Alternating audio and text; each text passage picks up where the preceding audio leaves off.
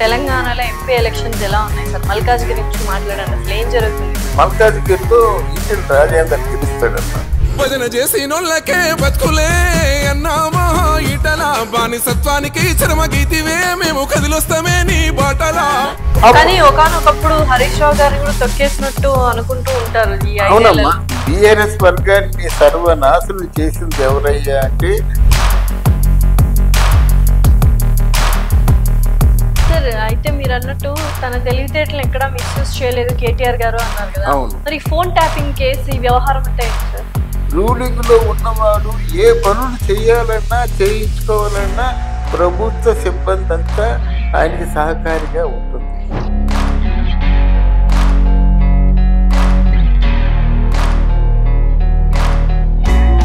Hi, hello, నమస్తే, welcome to our channel. So ప్రస్తుతం మనతో పాటు రాజకీయ విశ్లేషకులు ఇమ్మంది రామారావు గారు. నమస్కారం అండి. నమస్తే అమ్మా. తెలంగాణలో ఎంపీ ఎలక్షన్స్ ఎలా ఉన్నాయి సార్? మల్కాజ్గిరి నుంచి మాట్లాడండి, అసలు ఏం జరుగుతుంది? లార్జెస్ట్ నియోజకవర్గం, అది అందరికీ తెలుసు. మల్కాజ్గిరిలో ఈటెల రాజేందర్ గెలుస్తాడమ్మా. అది డెఫినెట్లీ అందరికి తెలిసిన విషయమే అంటారా? అది తెలిసిన విషయం కాదు. నన్ను ఎందుకు అడిగావు, వాళ్ళకంటే డిఫరెంట్ గా చెప్తానని అడిగావు కదా.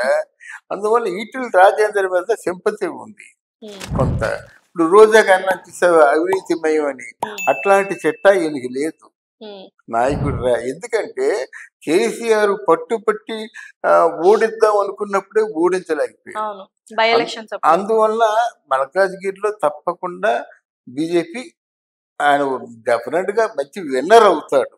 అది తర్వాత భారీ మెజారిటీ వస్తుందంటారా? అమ్మా, భారీ మెజారిటీతోనే గెలుస్తారట. భారీ మెజారిటీ అవుతుంది. మల్కాజ్గిరి అంటే అందరూ ఒకరికే వేస్తారు ఓటు.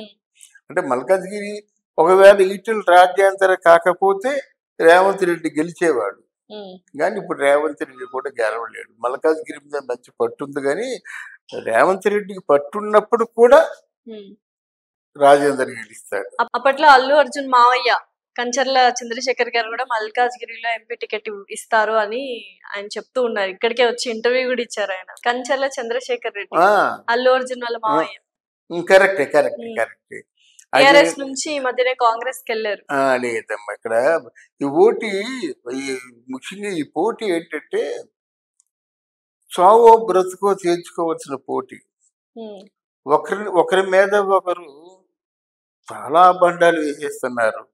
కాంగ్రెస్ పార్టీకి లీడర్ అయినటువంటి రేవంత్ రెడ్డి తొందరలో బీజేపీ పార్టీలో కలుస్తాడని వేస్తున్నారు. అది జరిగే పనే. ఒకవేళ రేవంత్ రెడ్డి బీజేపీలో కలిస్తే ఒక చరిత్ర హీనుడైపోతాడు కదా, కాలగర్భంలో కలిసిపోతాడు కదా. నీకేం బుర్ర బుద్ధి లేదా? తెలుగుదేశంలో వచ్చి కాంగ్రెస్కి వచ్చావు, నిన్నేమో చీఫ్ మినిస్టర్ చేసినందుకు బీజేపీలో కలిసిపోతా ఉంటారు కదా. మరి అంతకంటే మా ఏముంటుంది? ఇక్కడ ఏంటంటే మీ బీఆర్ఎస్ పార్టీని గెలిపించుకోవాలని నా దృష్టిలో ఎప్పుడు కూడా కేసీఆర్ అంతగా తిరగలేదు, చాలా కష్టపడి తిరుగుతున్నాడు. తర్వాత కేటీఆర్కి ఒక మంచి పేరు, కేటీఆర్కి చెడ్డ పేరు లేదు, మంచి పేరు ఉంది. ఎటొచ్చి ఈ బిఆర్ఎస్ వర్గాన్ని సర్వనాశనం చేసింది ఎవరయ్యా అంటే కవిత. ఆ కవిత అంటే ఒక బిందెడు పాలలో 4 విషపు చుక్కలు వేసినట్టు వేసి మొత్తం పాలన్నీ నేల పోయే పరిస్థితి కల్పించి కేసీఆర్ గారిని దాటి కవిత గారు చేయగలంటే చేసింది కదా. మరి చేసింది కదా. అంటే ఒకవేళ నాకు తెలిసి కేసీఆర్ తో చెప్తే ఒప్పుకోడు. అంటే వాళ్ళు అనుకుంటే లిక్కర్ స్కామ్ చేసింది, మనీ లాండరింగ్ చేసింది. అంటే ఆల్మోస్ట్ ఆల్ మొదటి 5 సంవత్సరాలు కూడా మన తెలంగాణకి మన హోమ్ మినిస్టర్ ఎవరయ్యా అంటే కవిత. పోలీసు వ్యవహారాలకు సంబంధించినటువంటి ఏ నిర్ణయం తీసుకోవాలన్నా కవితయే తీసుకుంటారు. మరి అప్పుడు కేసీఆర్ గారు కేటీఆర్ గారు హెచ్చరించలేదా? అది చెప్పిందే కేసీఆర్ గారు. అమ్మాయిని అంతగా నమ్ముతాడు, అంతగా ప్రేమిస్తాడు. ఆవిడ కూడా డెవలప్ అవ్వాలి కదా. మరి ఇన్ని వేల కోట్లు డెవలప్ అవుతుందని అనుకోలేదు. కానీ కేటీఆర్ ఏంటంటే కేటీఆర్ కి ఏమొచ్చిందంటే ఇక్కడ ఉన్నటువంటి హరీష్ రావుని కేటీఆర్ ని కంపేర్ చేస్తే హరీష్ రావు మంచి నాయకుడు ఉంది కదా, ఆ స్థాయికి కేటీఆర్ తీసుకెళ్ళాలి. కానీ ఒకనొకప్పుడు హరీష్ రావు గారిని కూడా తొక్కేసినట్టు అనుకుంటూ ఉంటారు ఈ అవునమ్మా. ఆ స్థాయి కేటీఆర్ తీసుకెళ్లారంటే ఇప్పుడు ఏం చేశాడు, వర్కింగ్ ప్రెసిడెంట్ అని పెట్టారు. ఎవరిని? కేటీఆర్ గారిని. అయితే ఒక విషయం మాత్రం మనం ఒప్పుకోవాలి, కేటీఆర్ ఎక్కడా కూడా తన తెలివితేటలను మాత్రం మిస్యూజ్ చేయలేదు. ఆయన అదృష్టం ఏంటంటే ట్రంప్ కూతురు ఇవాంక ఆవిడ వచ్చినప్పుడు లీడ్ తీసుకొని ఆవిడతో హైదరాబాద్ తాలూకు సిగ్నిఫికెన్స్ అంతా చెప్పి అక్కడ చాలా సక్సెస్ఫుల్ గా ప్రపంచవ్యాప్తంగా మంచి పేరు తెచ్చుకొని ఇండస్ట్రీస్ చాలా వరకు హైదరాబాద్ తీసుకొచ్చాడు. సర్ప్లస్ మేము వస్తామంటే మాకు ఏరియా ఎక్కడిస్తాము అనే ఉద్దేశంతో అంత టైట్ పొజిషన్ తీసుకొచ్చాడు కేటీఆర్. ఇప్పుడు హరీష్ రావు కంటే మించిన పేరు కేటీఆర్కే ఉంది. ఈలోగా హరీష్ రావు సర్దుకున్నాడు, ఆయన బ్రహ్మాండంగా సంపాదించుకున్నాడు, సర్దుకున్నాడు. మాట్లాడితే నీ కూతుర్ని నీ కొడుకునే పెంచుకున్నాను, నన్నేం చూసావయ్యా అనేటువంటి పరిస్థితుల్లో ఉన్నారు వాడు. అయితే అందువల్ల ఇప్పుడు ఏంటంటే పార్టీ నిలబెట్టుకోవడం అనివార్యం కేటీఆర్కి, కేసీఆర్కి, హరీష్ రావుకి. అందువల్ల శక్తివంతులు లేకుండా కష్టపడుతున్నారు, కానీ రేవంత్ రెడ్డి వస్తాడు. సార్ అయితే మీరు అన్నట్టు తన తెలివితేటలు ఎక్కడా మిస్యూజ్ చేయలేదు కేటీఆర్ గారు అన్నారు కదా. మరి ఫోన్ ట్యాపింగ్ కేసు ఈ వ్యవహారం అంతా ఏంటి సార్? అది ఫోన్ ట్యాపింగ్ నేను కొన్ని విషయాల్లో ఖండిస్తానమ్మా. మీరెవరో ఉన్నారు, మీ మంచి ఒక కంపెనీలో సీఈఓగా పనిచేస్తున్నారు, మీకు ఎవరో ఫోన్ చేశారు, ఫోన్ చేస్తే అది ఇంకో వ్యక్తి వినవలసిన అవసరం వచ్చింది.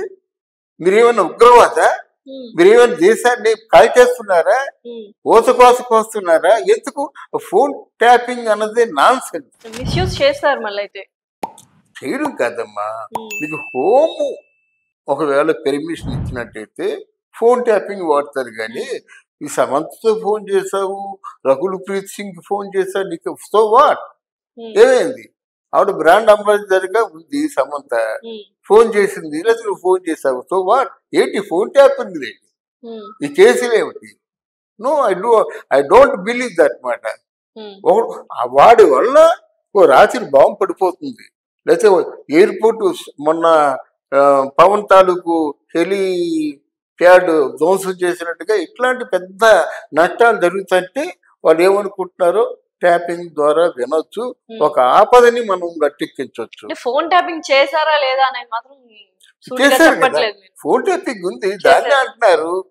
ఫోన్ ట్యాపింగ్ చేశారు, గవర్నమెంట్ లో ఫోన్ ట్యాపింగ్ చేయడం కూడా సెక్యూరిటీ పర్పస్ గా అదొక ఖచ్చితంగా అదేం తప్పు కాదు. మిస్యూజ్ చేశారనేది కరెక్టా రాంగ్? మిస్యూజ్ చేయలేదు, ఫోన్ ట్యాపింగ్ మిస్యూజ్ చేయలేదు, అసలు అది కేసే కాదంటారు. మరి ఎందుకు అంత సంచలనంగా మారినప్పుడు? ఇదే అంటే ఇక్కడ ప్రతిపక్షాల్లో ఉన్నప్పుడు రూలింగ్ వాళ్ళు కొంచెం అధికారంగా మాట్లాడతారమ్మా, కొన్ని వనరులు కూడా వాళ్ళ తరఫునే ఉంటాయి. ఇప్పుడు రేవంత్ రెడ్డి ఎందుకు గెలుస్తున్నాడని చెప్తానంటే ఆయన అధిష్టానంలో ఉన్నాడు, రూలింగ్ లో ఉన్నాడు. రూలింగ్ లో ఉన్నవాడు ఏ పనులు చేయాలన్నా చేయించుకోవాలన్నా ప్రభుత్వ సిబ్బంది అంతా ఆయనకి సహకారిగా ఉంటుంది. మేబీ అంటే రేవంత్ రెడ్డి గారు కూడా కక్ష సాధింపు చర్యల్లో ఇదొక భాగమేమో అని అందరూ అనుకుంటున్నారు. ఎందుకంటే రేవంత్ రెడ్డి గారి కూతురు పెళ్లిలోనే రేవంత్ రెడ్డి గారిని అరెస్ట్ చేశారు. సో అది మనసులో పెట్టుకొని చేస్తున్నారని కూడా అంటే ఆయన నవ్వి కొట్టిపారేశారు రేవంత్ రెడ్డి గారు. లేదమ్మా, అది డెఫినెట్ గా నవ్వి కొట్టిపారేస్తే మాత్రం ఎవరు ఊరుకుంటారు? నీ కూతురి పెళ్లిలో నిన్నేమో ఏడిపించారు, నువ్వు తిరిగి ఏడిపిస్తున్నావు, వాళ్ళ కూతురు ఏడిపిస్తున్నాడు, అంతేనా? అంతే కదా. అది అట్లాంటి రాజకీయాలు పోవాలని నేను కోరుకుంటాను. సెంట్రల్ గవర్నమెంట్ కేసు కదా ఢిల్లీ లిక్కర్ స్కామ్ అనేది. అది కదా చంద్రబాబు అంటే ఇట్లాంటి ఇప్పుడు ఏదైనా అవినీతి జరిగినట్టయితే దాన్ని వెలికి తీసి వాళ్ళు పూర్తిగా బనాయించు. అది లేనిపోని కేసులు పెట్టడం, లేనిపోని అంటే రాద్ధాంతం చేయడం మంచిది కాదు కదా, మంచిది కాదు కదా. అసలు ఆ కక్ష సాధింపు చర్య అన్నది జగన్మోహన్ రెడ్డితో స్టార్ట్ అయ్యింది, అర్థమైందా? చంద్రబాబు అలా కాదు, ఒకవేళ కక్ష సాధింపు చర్య ఉంటే మన ప్రభుత్వం పడిపోతుందేమో అని ఆలోచిస్తాడు. జగన్మోహన్ రెడ్డితో స్టార్ట్ అయింది, మొత్తం తెలుగుదేశం అంతా నాశనం అయిపోయింది, ఈ జనసేన పార్టీ కూడా నాశనం అయిపోయింది అంటాడు. ఆ మోడీ కాళ్ళు పట్టుకుంటూనే ఈవెన్ బీజేపీ పార్టీ కూడా ఓ పార్టీ కాదంటాడు.